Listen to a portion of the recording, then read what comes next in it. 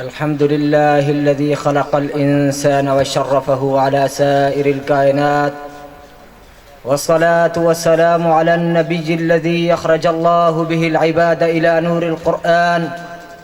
أما بعد، رئيس الحفل الكريم والأساتذة الكرام والضيوف المبجلون والطلاب الأعزة، أريد أن أتشرف أمام حضراتكم بإلقاء كلمة حول الموضوع التحديات التي تواجه الأمة المسلمة وحلها.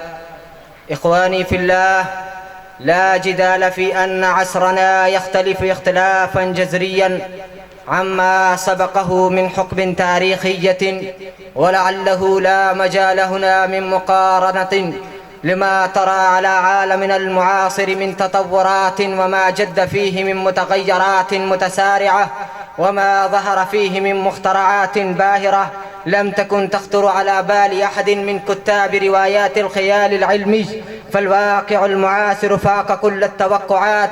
إنه عصر الثورة العلمية والتكنولوجية، وثورة المعلومات والاتصال والاستنساخ، وكل يوم يشهد عالمنا المعاصر مزيدا من الاكتشافات والمخترعات والمفاجآت، ويخلق ما لا تعلمون.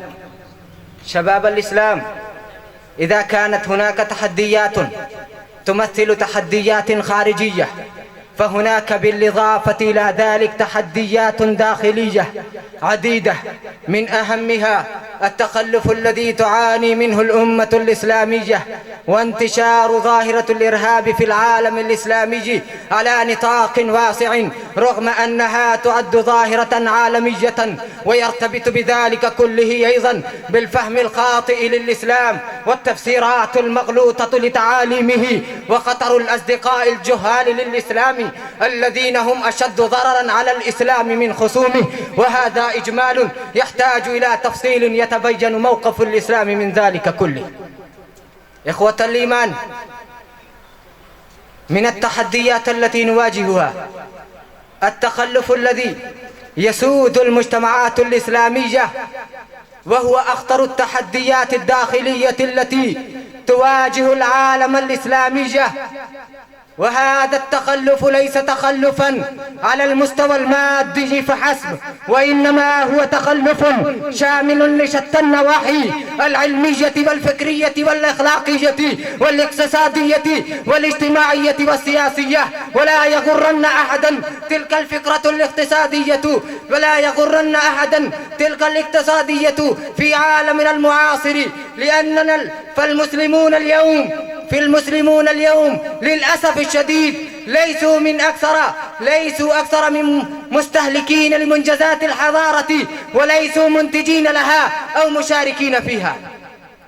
صحيح أن أسلافنا قد تركوا لنا رصيدا حضاريا ضخما لا زلنا نعتز به ونفخر، ولكننا وقفنا عند هذا الحد، ولم نبذل أي جهد حقيقي يضيف جديدا إلى ما ورثناه عن آبائنا وأجدادنا. ورحم الله جمال الدين الأفغاني الذي قال ذات مرة إن الشرقيين كلما أرادوا الاعتذار عما هم فيه من الخمول الحاضر قالوا أفلا ترون كيف كان آباؤنا؟ ويضيف الأفغاني قائلا نعم قد كان آباؤكم رجالا، ولكنكم أنتم أولئك ما أنتم، فلا يليق بكم أن تتذكروا مفاخر آبائكم إلا أن تفعلوا فعلهم. أيها المسلمون، من التحديات التي نواجهها هناك ظاهرة الإرهاب، وهي تعد من أخطر التحديات الداخلية التي تواجه العالم الإسلامي. وقد شهدت الأعوام الأخيرة على وجه الخصوص تطور هذه الظاهرة بشكل مخيف، إذا اتجه الإرهاب إلى القتل والتدمير للأبرياء دون تمييز بين طفل وامرأة وشيخ وشاب، فتعدى ذلك إلى التمثيل بالقتلى دون سبب مفهوم، وفي كثير من الأحيان تحت شعار إسلامي وبصيحات الله أكبر.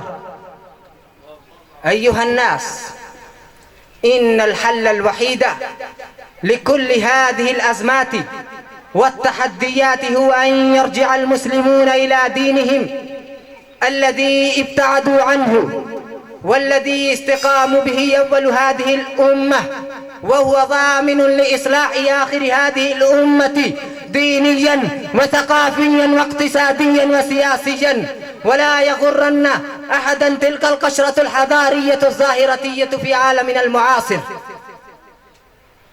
قال الإمام مالك رحمه الله تعالى: لا يصلح آخر هذه الأمة إلا بما صلح عليها أولها. أقول قولي هذا، أستغفر الله لي ولكم ولسائر المؤمنين، إنه هو التواب الرحيم. شكرا. والمتسابق القادم